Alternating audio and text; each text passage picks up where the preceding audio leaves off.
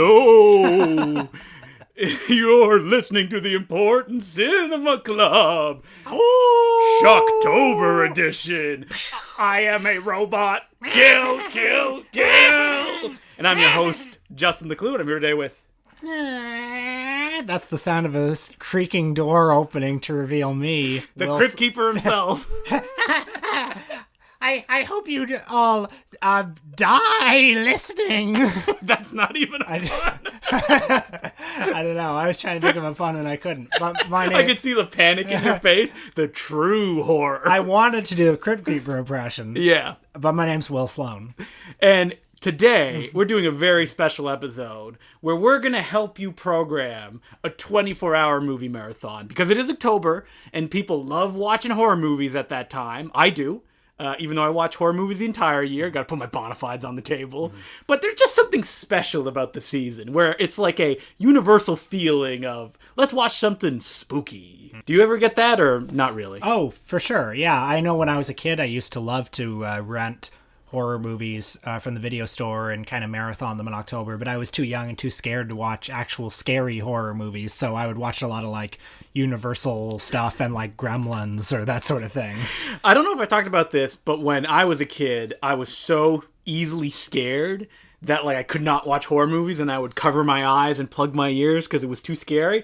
Guess what, people? That's still how I watch horror movies, because jump scares get me every time. And not that I'm terrified in the sense that I go to bed seeing stuff in the shadows, but man, if there's a loud noise, I'm going to jump out of my seat, and I love it. Well, I don't scare. No? And you know the realities of the world. Well, you know, Donald Trump is a president. What is there to be afraid of? Well, you know, oftentimes people will say something along the lines of, God, The Shining, that was such a scary movie. And I'll want to say to them, didn't you notice that Jack Nicholson was in it? Like the fact that this famous guy's in the middle of it means, like, how scary can it be? Do you have difficulty interacting with dramatic entertainment? Wait, that's just Ben Affleck, not Batman. Why should I buy this? Well, I think we can expand on this as I get a little further on, because to me, the scariest movies are ones where, like, you're kind of thinking, who are the people who made this? Mm-hmm. Like, yeah, absolutely. And also, I went to see It this week, which I thought was good fun, but I also realized that I think I know when the jump scare is coming now. Well, I think everybody knows when the jump scare is coming. Yeah. The thing about a jump scare, especially using It as a good example, is that it's structured more like a roller coaster. You see the thing that's going to take you up, and you're going to know when the drop is coming. But if you're involved in it, you can still enjoy it. Okay. Does that make sense? Well, I'm too busy trying to make sure everyone around me knows that I don't scare. I have my arms crossed, and I'm like, typical. I'm a big boy. So... we're going to sit down in our pajamas with our popcorn like big boys do. Imagine you're having a sleepover with me and Justin. I know, every woman's fantasy. And we just grabbed a pile of videos from Rogers, because they're having a deal that you can get 12 movies for, I don't know, $20. That sounds like a deal. And you get to keep them for 7 days, because we're old and we will never let go of this nostalgia that we have for physical media. Well, I have to say, the conceptual framing device of this episode is already flawed, because I curated my list by all of my movies back to back. However, we're going to alternate. That's right. So but it's like me and you made a deal where we went, all right, you rent 6 movies, I'll rent 6 movies, and we're going to show them to us, because I don't know what your list contains. And you don't know what my list contains. Right. So, because that's the true shock of this episode. So, we're going to start really early. Let's imagine this is a Saturday, and it's noon, and we're going to watch some movies. Because you want to be involved. Okay, this is already fucked up, because I'm imagining we're starting around midnight. So let's say that you and I are curating things in a parallel universe that is in the same living room, and we're watching them together. And in this universe... it's night at all times. Yes. And noon when we started, we are exhausted already. Okay. If you don't mind, I'll just take the first movie. And I wanted to start with a little movie called Lady in White. So Lady in White is a film that me and my friends watched in a horror movie marathon that was 24 hours. And it kind of blew us away because we didn't know what it was. And we weren't really expecting anything. From the trailers, it looks like kind of an Amblin Spielberg-esque tale of like a child witnessing a murder and the supernatural happenings that follow him after that. But the truth of the matter is that the writer-director funded this entire film himself. So while it does have pretty slick production values, it takes place in the 50s or 60s, I believe. So it's a period piece. it's also super dark. Like, hilariously dark. To the point that you see a little girl get murdered, like, 2 or 3 times. Oh, nice. And the kid almost gets choked to death by an adult. Well, I like seeing kids hurt and killed in movies, so... Well, I think what's important about children in horror movies is that they feel in danger. Because, like, most horror films where it has kids, it's rated PG-13, you don't feel like they're not really going to get hurt as the film plays along. But if it feels like they're in danger, I think that's really important. And Lady of White, because it has such a particular point of view, this director only directed this film and one previous to that because he put his money in both of them. And when Lady in White tanked, his career unfortunately went nowhere. But it's a really personal work that was based on his life. So while it does open on Halloween, it actually spans a whole year of this kid's life, like people that die, the fact that his town has to deal with racism, and all this crazy stuff that you wouldn't usually see tackled in films that are pointed toward kids. And luckily, Scream Factory put it out in a super duper collector's edition with like 3 cuts of the movie and commentary and making ofs. So if you've never heard of this film, I would highly recommend it as a Halloween viewing. Well, as Justin knows, I'm not an ideal marathon guy because I get tired easily, and if the marathon goes past midnight, I fall asleep. And I'm trying to bear that in mind as I curate my list, because I want to take you in a dark and twisted journey through dreamland. I want you to be falling asleep and waking up and having the movies mix with your dreams and just fucking you around with this list. So I want to start with the funnest movie on my list, a movie that will get you like pumping your fist and will be super energetic and will make you immediately want to fall asleep after, and that is The Boxer's Omen. Oh man, yes. A 1983 film from the Shaw Brothers studio in Hong Kong, directed by Chih-Hung Kuei. Yeah, he directed a whole bunch of movies, kung fu films, lots of exploitation, was supposedly a monster on set. He did some women in prison films where he famously like dropped rats on actresses and stuff like that. Oh, well, yeah. I'm sorry to hear that. The plot, ostensibly, is about an injured boxer who asks his brother to avenge him and to find a way to lift the curse that has burdened their family. I didn't know that was the plot when I watched the movie because the movie is just a sensory overload of stuff. I don't think I've ever seen a movie that had so much stuff in it. You've got kickboxing, dismemberments, kung fu crocodiles. You get someone's skin being torn inside out. It's like if Lucio Fulci directed a Shaw Brothers movie. Yeah. That's what The Boxer's Omen is. You get a nude woman covered in maggots emerging from the corpse of a crocodile. There's lots of blood and guts. It's like, imagine The Holy Mountain, but less disciplined. Just pure sensation. You watch it, and it has all this crazy stuff. Anything that you would be unforgettable in another movie. And yet this movie can also evaporate from your mind almost instantly. Because it's just like such an in-the-moment experience. I actually programmed this film at a 24-hour movie marathon, and it played at, I think, 3 a.m. in the morning, and everybody instantly fell asleep and, like, didn't wake up for the rest of the movie. That's a lesson that when you do these kind of marathons, any length, try not to play subtitled films past, like, 2 a.m. because people will not be able to engage. That's but interesting. If you're doing will strategy here and you're already, like, sleep-deprived, you've been up for days, it's the perfect to come in and out of it. Someone's shaking you awake to take in these colorful images. But I love this movie. It's pure entertainment. I don't think you like it that much. No. I've tried to watch it, I think, twice at this point, and I can appreciate and I agree with everything that you said, but every time I watch it, I find it glacially slow. Like, the stuff that's happening is cool, but the way that it kind of presents itself to the audience is like, look at it happening! It doesn't have that kind of rapid-fire energy that I would associate with Hong Kong cinema, or even this director. That's funny. I find that baffling, because to me the movie is just like non-stop crazy stuff. I don't know. Folks, I am in the high minority on this one. Maybe I'll watch it again this year. Give it another chance. Folks, watch it. Decide if you're Team Justin or Team Will. And you know what's also funny? Normally you're the one who loves the crazy, over-the-top stuff, and I'm the one who gets tired out by it. Yeah. So, I don't know. So my next movie is Who Can Kill a Child? Oh, terrific. Now, this is a great movie. It was actually remade a few years ago in a terrible modern day English language version that completely misunderstood what it's about. It's, I believe, a Spanish film about a couple that go to an island and find it abandoned, except for a few children that are hanging around. And what they quickly discover is that these children are actually murderous monsters. And this is not a bloody film by any stretch of the imagination. It's not a super horrific film, but what it is this fascinating, atmospheric, slow burn where you're just waiting for that other shoe to drop. And that, like, something awful is going to happen. And, spoiler, it does. And it's amazing when it does. And, you know, the opening credits play to, like, real atrocity footage. Yeah. Just to set the tone.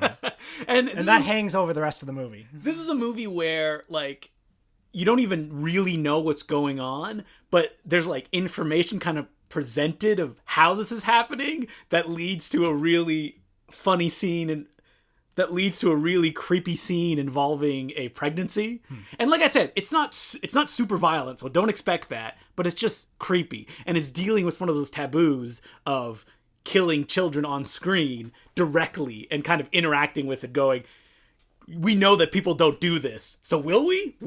And you have to watch it to see if that's how it actually ends. It's a merciless and cruel vision and a very effective film. So you're tired out from the boxer's Omen. Let's enter Dreamland with Lucio Fulci and his 1981 masterpiece, The Beyond, a favorite of both of ours. This is, of course, the movie where a woman inherits an old hotel and realizes that it was built on one of the gates to hell. This is a movie that I remember in my head, even though I've seen it, 4 or 5 times. I remember it as being a movie of moments. Yes. You remember the spiders, taking apart a guy's face. You remember the hospital with all the zombies in it, and you remember the vision of hell at the end of the film. So, like, I want, as the viewer is falling asleep, I want these images, these very strong and striking images, to kind of plant themselves in their head. Also, as with a lot of Fulci's best movies, the power of the images, the power of the music, and the fact that everything is just a little bit stilted. The fact that a lot of the movies have elements that are frankly bad. Yes. Like bad acting, bad dialogue. Bad story construction. Yeah, but the bad stuff and the good stuff is like inextricable, and it all goes together to create this effect that is, and this is a word I'm going to overuse a lot this episode, dreamlike. It's funny that Fulci, for me, The Beyond is always in a battle with City of the Living Dead as my favorite one of his, like, all-out gore films. Because I think we mentioned it in the Fulci episode, but he was known as, like, a comedy director before he had a hit with Zombie. So he had these 3 films that are great. Zombie, Beyond, and City of the Living Dead, and they kind of get, like, more experimental as they go on. And even City of the Living Dead had, like, these teleporting zombies, but at the same time, I don't think City has the same level of iconic imagery that the Beyond does, with its New Orleans setting and the Lovecraftian kind of anything goes, leading up to a finale that is so iconic that it's been stolen in a million movies over time. The Void. Yes. And I think there's a reason that it's a classic, even with all of, like, the faults that you mentioned. It's like if somebody said, like, what's the Fulci movie that best represents him? It's got to be this one, right? Yeah, The Beyond, probably. All right, so after Who Can Kill a Child, I want to let people laugh a little bit, have some fun with one of my favorite Italian horror movies of all time, which is Cemetery Man, directed by Michele Soavi. Have you seen this one, Will? I haven't. It's on my Letterboxd watch list at the moment. I love this movie. I bought the VHS. It was one of the first VHSs that I ever got. It had a nude woman on the back. And I remember that my stepmother walked in while I was finishing it up. And when the credits rolled, she went, "I hope you didn't pay too much money for that." But that's what parents are for. Yeah, exactly. But this is a fantastic movie. There's a reason that Michele Soavi was utilized by Terry Gilliam as a second unit director on The Adventures of Baron Munchausen and The Brothers Grimm years later when Gilliam went back to Italy. It's that his sense of style and storytelling and even character are Gilliam-esque, but pushed in, I would probably say, a more formed direction. This film is, unlike a lot of Italian pictures, very aware of its own structure, which is episodic, but it just understands every beat that needs to be hit. For people that don't know, it's a zombie picture, and it's about the groundskeeper, played by Rupert Everett, the American star, who shoots people that come to life every, I believe it's like 2 weeks. But while this sounds like a really exciting, oh no, he has to stop these zombies, from the first frame, it's all about the drudgery of this blue-collar job that he has to shoot these zombies and not understanding why life is going on, why am I doing all this, and is mixed in with these wry moments of humor, including him meeting death that looks exactly like the death in Baron Munchausen, that big thing with the long black cloak and the skull head that looms over him. And it's difficult to explain a film that's so visual of why I love it so much, but I think it really comes down to the fact that by the end, you're actually kind of moved by what happened, which when you talk about Italian horror, you're like, whoa, I didn't think that could happen, while at the same time being incredibly dark. And unfortunately, Michele Soavi is a director that he was the apprentice and second unit director of Dario Argento. He made a documentary on Dario Argento. You can get it on the Phenomena disc. And in the 90s, the Italian horror industry just bottomed out. And his son got very sick, and he actually had to retire from filmmaking for about a decade. So he never really was able to go back in. But thankfully, you have Cemetery Man, also known as Della Morte dell'Amore, which is amazing. And not enough people know it. It actually played at the cinema a few years ago in the Rep House. And it was a free screening on 35 millimeter, and there was 1/10 of the audience was there. Because people just don't know about it. Fuck. I wish I was there. Yeah, I know. And check it out. And also check out Michele Soavi's first film, Stage Fright, which is my favorite Italian slasher film of all time as well. So you're asleep now. Yeah. So now it's time to inject some pure goddamn nightmare fuel into your brain. I said before that the movies that scare me, even though I don't scare, are the ones where I watch them and I think, who are these people? How did this thing get made? Could these people be criminals? And few movies illustrate this better to me than Roger Watkins' 1973 film Last House on Dead End Street, which we've discussed on the podcast before. Yeah. This is a film about an ex-con played by the auteur himself, Mr. Roger Watkins, who is released from prison and decides to make a snuff film to have revenge on the world that has wronged him. This is a movie that was edited down from a rough cut that was supposed to be 3 hours long. And it was called The Cuckoo Clocks from Hell? Yeah, something like that. All the dialogue is dubbed post-sync.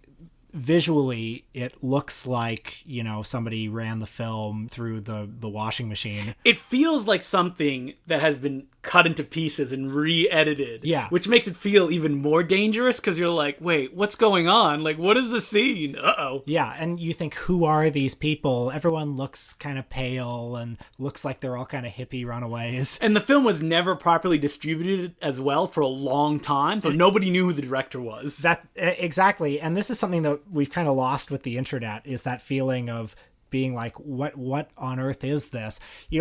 This is off topic, but I remember once when I was 10 years old, I rented this movie called The Worm Eaters by Herb Robbins, and no movie creeped me out more than The Worm Eaters. Just thinking what the fuck is this? Who are these people? It bothered me for weeks after. And Last House on Dead End Street could do that to you too. Now, Roger Watkins eventually reemerged to, accept accolades from his small cult fan base before his death. And before he reemerged, he became a director of pornography. In fact, a pretty good director of pornography. Yeah, a very good director of Corruption pornography. is a good movie. Available from Vinegar Syndrome. Yeah. Man, I've just turned into an ad for DVD labels. They should just pay me every time I say, or send me free discs. I'd be open to that as well. But I think of with Roger Watkins, when I think of a horror filmmaker who had one great movie and then never had the chance to do it again, I think of him, and it's Last House on Dead End Street. I want to talk about a film that Will has seen and is on that same wavelength. That's who are the people that made this? And that little film is called Winterbeast. Oh, terrific. So Winterbeast is, I don't even remember where I heard about it. And it was available on DVD, sold directly from the directors. But supposedly that link doesn't work anymore because Will himself tried to buy a copy. I tried to buy it, and then they never sent it to me, so I had to get PayPal to reimburse me. And the story on the back cover is basically there's a caretaker in some campground who's dealing with monsters that are attacking. Now, that sounds like your generic, 80s horror movie, right? The difference in this film is that a young group of filmmakers wanted to make an Evil Dead, and they tried their best, but they just couldn't quite get it together. So the film just sat on the shelf for, I assume, a decade, and then they shot the rest a decade later. And they did their best to make it seamless, but holy shit, can you tell the difference? This film is amazing because on one hand, it's just like a badly made monster movie shot on Super 8. And then it's also shot on Super 16, and it cuts between both of them, including shots of the main character growing and losing a mustache, and stop motion monsters that pop out of nowhere for no reason to attack people. What about the scene with the dildo? Oh my god. Well, I like to let people know to just look for a dildo in the movie, and when you see it, wonder why nobody is reacting to it. I love Winterbeast. It is the definition of a WTF film where you want to know who made this and like what was going through their mind and how they got everybody involved, including one of the most hilarious villains in horror movie history. It's right up there with Things, which we've talked about a lot when it comes to like, whoa, what is going on? The next movie, a VHS copy of it was discovered in the VCR of a serial killer named Stephen Pennell. This is a movie that was brought up before Congress at the Meese Commission when they were trying to criminalize pornography.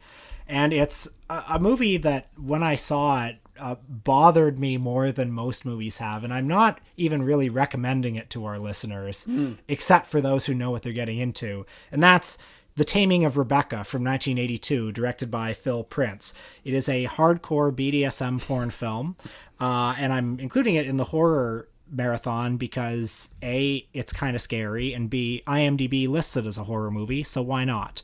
It was produced by a company called Avon, who had a theater on the Deuce that would play extreme pornography. Phil Prince himself, the director of all these films, was later arrested for assault and robbery and jailed. There was an urban rumor floating around that after he got released, he killed somebody and then was put in jail again. But Holy shit. But I think that's been debunked. I don't even want to say what the plot of this movie is because it's disgusting. This is the favorite porn movie of Robin Bougie of Cinema Sewer. Oh, wow. I didn't know that. Like a lot of porn movies, it's cheesy. Yeah. And yet, it bothered me for a couple of reasons because you watch a movie like this and you understand the link between pornography and body horror. Mm-hmm. The two genres are not that far apart. And you become aware of the vulnerability of the human body. And, you know, a taboo of showing the human body hurt. That's a taboo that, like, the Mondo movies exploit, for instance, and that you don't normally see in movies. Also, pornography, like horror and like comedy, is a genre that doesn't get a lot of respect, partly because it hits you on a gut level, like a very primal level, as opposed to an intellectual level. And also with this one, even though it's cheesy, it has this desperate early 80s 42nd Street vibe to it, where you see the people in it and you think, again, who are these people? What sad route brought them to this place? It's a movie that's indefensible, except that sometimes it can be interesting to spend a little time in the darkness. Did it ever get properly released? It was released in theaters. It was released on video. But on DVD or Blu-ray? It's on DVD from After Hours Cinema, which is how I saw it. I remember one night I was doing laundry and I thought, well, why don't I watch a movie that's about an hour long while this laundry is going? And then I put this in and like immediately it like punches you in the face just in the opening seconds. Wow. And it doesn't let up. And it just has this kind of like hateful vibe emanating it for all 60 or 70 of its minutes. Well, kind of still on that vibe, my next film is Water Power. The most... My eyes just popped open. Because there's nothing more scary than a forced enema. I don't know, who directed Water Power? That was Sean Costello. That just made me think of it because you were talking about Cinema Sewer, and I remember reading an article about that. Well, I was actually kind of like thinking about, you know, there had to be like a porn body horror movie on this list, and I thought, oh, is it going to be forced entry? Is it going to be hard gore? No, It's got to be... What's hard gore? Hardcore is a porn horror film, which I encourage. This one I actually do encourage all our listeners to look into. Man, can you imagine being like really cruel and like programming an Andy Milligan film at this point? Like, I actually had a fun one that I was going to say here, but Will got me so jazzed about like making the viewer miserable that I want to recommend something that is pretty well known, but I still feel that not enough people have seen, and that's Angst. It's a German film, and it's very simple. It's a story of a man that gets out of prison, and then it just follows him on that day, minute to minute, as he just goes to a cafe, follows someone, and brutally murders them. And while that sounds like a miserable experience and something that I myself will go like, why would I want to watch that? There's not much character. There's voiceover narration kind of detailing the man's life as he's doing all these things. But what's curious about it is the way that it's shot. It was made by a music video and commercial director, and the way that he decides to film it is fascinating. One of the main angles that he uses is almost a video game style kind of God's eye, where he used a camera pointed at a mirror that hovered behind the actor's back. So the actor's walking around and you see looking down at him, but it's very smooth in the way that it moves. So it's almost as if you're participating in what's going on, but while still seeing it from a very dynamic angle. So you're not quite sure how to feel about all of it. It's a favorite of Gaspar Noé. He actually stole a lot of it for his early films. I actually thought, as you were describing it, it sounds exactly like I Stand Alone. Yes, yeah. He basically completely ripped it off. The director of Angst only ever made this one movie. From what I recall, he funded it all himself, and I think he just went back to commercials after that and just didn't get back into feature filmmaking. It was a favorite of people like Stephen Thrower, who's really big into like very personal, difficult visions. I remember reading it for the first time in the Eyeball book that he wrote. Well, I want to start to lift the viewer out of dreamland and move on to a slightly more fun movie. It's Ed Wood's Night of the Ghouls. You can't get me talking for too long without talking about Ed Wood. This is the third in his Kelton the Cop trilogy, which of course comprised Bride of the Monster, Plan 9 from Outer Space, and this one. And this one is threadbare, even by Ed Wood standards. It's a movie that's kind of thrown together out of a lot of footage that he had lying around. So the plot of the movie is that an investigator on the police force who deals in supernatural issues is called to the house of Dr. Acula, who's a phony swami, who is running, a fraud saying that people can talk to their dead loved ones. But it turns out his powers are a little bit more powerful than he thought.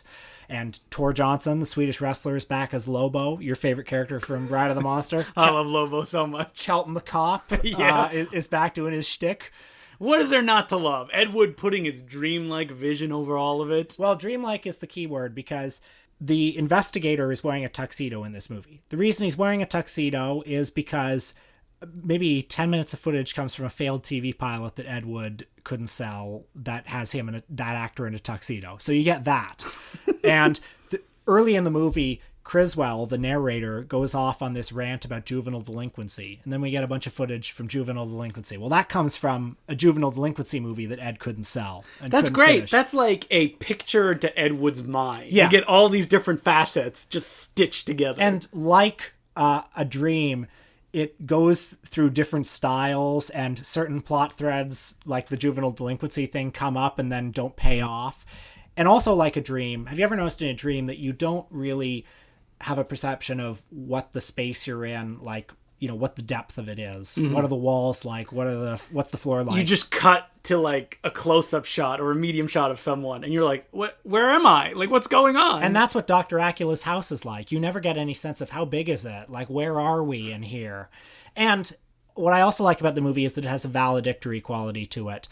Like, this, Monogram Pictures horror movie style was already 20 years out of fashion when he made this in 1960. And this is also your last chance to see a lot of Ed's, stock company, to see that Ed Wood flavor that you loved from Plan 9. It has a bittersweet quality to it in that way. Mm-hmm. So, my last movie, when I do marathons, I always like to pick a movie people kind of know and probably watched a long time ago and hopefully haven't revisited in a while. Usually these films were staples on places like TBS. And that's why my film is Peter Jackson's The Frighteners. The big budget flop starring Michael J. Fox as a paranormal, I guess he is an exorcist, but the gimmick is that he's friends with the ghosts and he makes the ghosts go into people's houses, make a racket, and then he pretends to come and exorcise them. And what ends up happening is that he pisses off death and he starts being able to see people who are going to die because they have numbers carved in their forehead. This is Peter Jackson at the nexus of going into big budget Lord of the Rings, Hobbit, The Lovely nonsense, Bones. The Lovely Bones, yes. In the sense that he still has that anarchic kind of energy to everything that's happening, but he's starting to lean into CGI. But the CGI in this movie is very charming. It wasn't quite there, and I think that gives it a nice feel because it does look kind of shitty, and it's really dark for what it is, which is essentially a big budget horror film that has a Danny Elfman score. And people know what that is, but let me just say, exactly that. If you saw The Frighteners when you were a kid and you're like, I liked it, and you kind of forgot it, watch it again because it's great. And it also features an amazing Jeffrey Combs performance that you may have forgotten, but like you'll just be blown away by it. Don't watch the director's cut. It's 13 minutes longer, and that movie does not need an extra 13 minutes. Watch some of the deleted scenes later on. Would you believe I've never seen it? When I said it, I was shocked that you were just kind of, because you... Well, you know why I think it is? It's because Peter Jackson is so associated in my mind these days with, like, prestige filmmaking that, like, he's not the first guy I think of when I'm in the mood to watch something like The Frighteners, frankly. That's funny because, like, Peter Jackson, for me, I got into him before the Lord of the Rings movies came out. So, like, it was Dead Alive for me. It was Bad Taste, which blew my mind as, like, a film that people essentially shot in their backyard with a bunch of friends. And Meet the Feebles, which is a movie that I do not like, but I can appreciate it. And I'm here before you to say with shame that of those movies you mentioned, the only one I've seen is Meet the Feebles. You haven't seen... Whoa. You haven't seen Dead Alive? I know, it's like such a foundational film for you. Wow. Well, me and you are going to have to watch that movie. Let's watch it together. That's going to be a Patreon episode. Sure, let's do it. Oh, amazing. Okay. So, I apologize. Oh, now I'm starting to sweat. I'm like, I don't know if Will's going to like this. Like, maybe it'll be too much. I'm sure. I like the Evil Dead movies. Why wouldn't I like this? Exactly. Yeah. So what's your last movie, Will? You're awake. You want something fun to make pancakes to. Abbott and Costello meet Frankenstein. Ugh, the greatest horror comedy of all time? Or well, Shaun of the Dead is probably better. Yeah, okay. When I say greatest, the word I'm looking for is probably seminal. Yeah. Like, it is horror comedy in a nutshell. And the best part is, it still really works. Like, it's still funny. Growing up, I loved the Universal horror movies.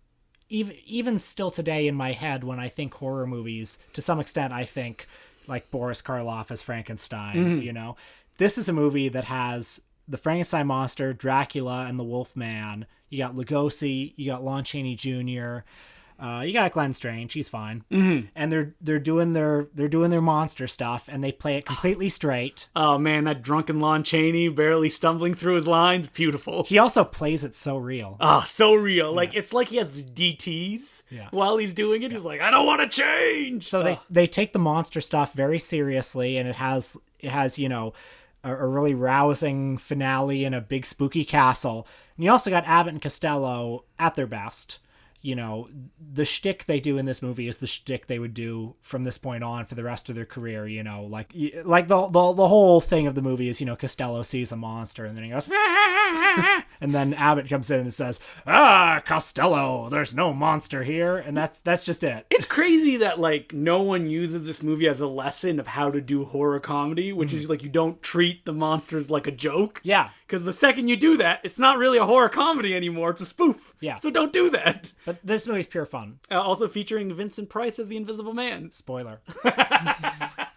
All right. Well, we're already going long on this, so let's wrap it up. Our Patreon episode this week is us revisiting John Carpenter. Do we like him? I don't know. Let's find out. You got to listen to the episode. Specifically, we watched 3 films: The Fog, Escape from New York, and In the Mouth of Madness. So check that out if you want your John Carpenter fix. Next week, what are we doing, Will? Shocktober continues with one of the OGs of Shocktober. It's Bela Lugosi, Dracula himself. Pull the string. A favorite of yours. I love Bela Lugosi. What came first, him or Ed Wood? Ed Wood. Really? Yeah, I think so. So you didn't fall in love with old Bela in Dracula or anything like that? You know, maybe they were parallel obsessions for me. Mm-hmm. I definitely, well, I don't know. I love Bela. I in some ways like him even more than Boris Karloff, even though it's a somewhat indefensible position. So what are we watching? Dracula, we got to watch that. Mm-hmm. Let's watch The Devil Bat from his Poverty Row period. And I know we've talked about Ed Wood a lot lately. Yeah, well, maybe not an Ed Wood picture. Yeah. Why not? Bela Lugosi meets a Brooklyn gorilla. We were both going for it at the same time. Let's do it. Featuring famed unofficial mascots of the Important Cinema Club. Duke Mitchell and Sammy Petrillo. The Dean Martin and Jerry Lewis imitators. Oh, great. Well, that's what we're going to be doing next week. Make sure to check in because it's sure to be a scarifying time. And hey, where can they write us? They can write us at importantcinemaclubpodcast@gmail.com. You want to share some of your favorite horror movies of the season? Feel free to shoot them over. And until then, my name's Justin DeClue. I'm Will Sloan. Thanks for listening. So, there's a new horror movie coming out. Well, coming out is a strong word. If you're listening and you're wondering, why were these episodes so late? I need my podcast. Yeah. Number 1, Patreon episodes. Patreon listeners got their episodes. Yeah, you know, you friggin' freeloaders out there saying, where was the episode? Why is it so late? How about give us money? We're doing this for free. Once we get a living wage, then we have to deliver. Yeah. But right now what's happening is that a feature film I directed, Impossible Horror, is going to be playing in the Toronto After Dark Film Festival, and we have to finish it. And that is an incredibly hard thing to do because, like any project, when it gets right down to the end, every fucking thing goes wrong. So I've just been putting fires out all week, trying to get it done, going to bed at 2 a.m. every night.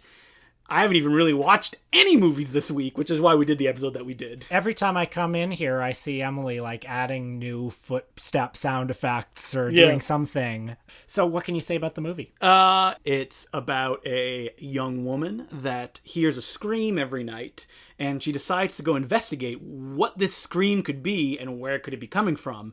She teams up with another young woman that she meets wandering the neighborhood, and they go on a wild adventure that leads to Lovecraftian horror. But at the same time, when I was thinking about Lovecraft, something that kind of captures my imagination is the idea of this giant unknown. Like something that is so unimaginable to the human mind that they can't grasp it. So that was my starting point. Did I reach that goal? No. But, you know, I could say Lovecraft, and that'll make viewers go, well, yeah, I know that.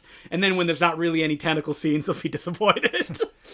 Well, listen, if it was good enough for the Toronto After Dark Film Festival, which I'm honestly like, I'm proud of you. Oh, thanks. Thank you, Will. I think it's really cool. And can we say when it's playing? Yeah, it's going to be playing on October 16th at 9:30 p.m. at the Scotiabank Cinema in downtown Toronto. So come see it. If you're from out of town, if you're one of our fabled out of town listeners, fly in.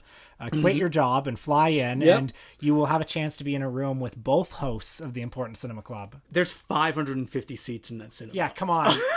Like that's not going to fill itself. If we get all of our listeners there, we can all fill of it. them. All of them, we can fill it. Listen, if you come to the screening and you're from out of town, you can have all our back catalog of Patreon episodes free. That's a saving of $5 if you come. I didn't say that you can have future Patreon episodes for free. All of our back catalog. But I should also point out that this film has another star that is probably going to make some waves. Oh, really? Right, Will? Who could it possibly be? That is Important Cinema Club co-host Will Sloan. Oh, I'm such a huge fan of him.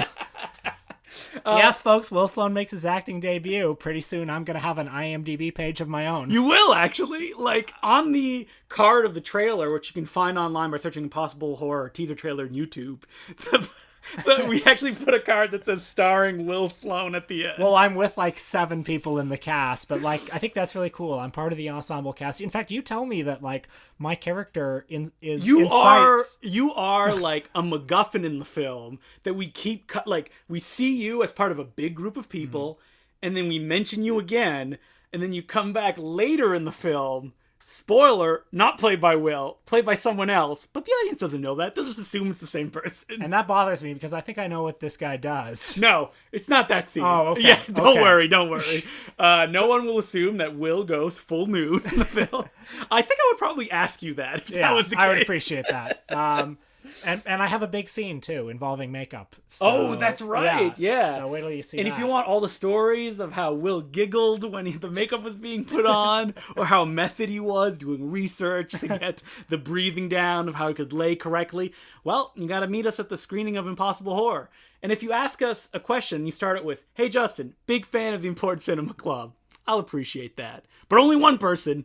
If someone else asks a question, please don't say that again, because it'll be very confusing for everybody. I'll ask a question. I'll say, "Hey, Justin, big fan of Teddy Bomb." Yeah, there you go. Because if you're like, well, I can't fly in from Impossible Horror, but I do have this $30 burning a hole in my pocket, well, you should order Teddy Bomb, my other feature film, on Blu-ray right now. All right, that's enough advertising. Yeah. The Important Cinema Club infomercial.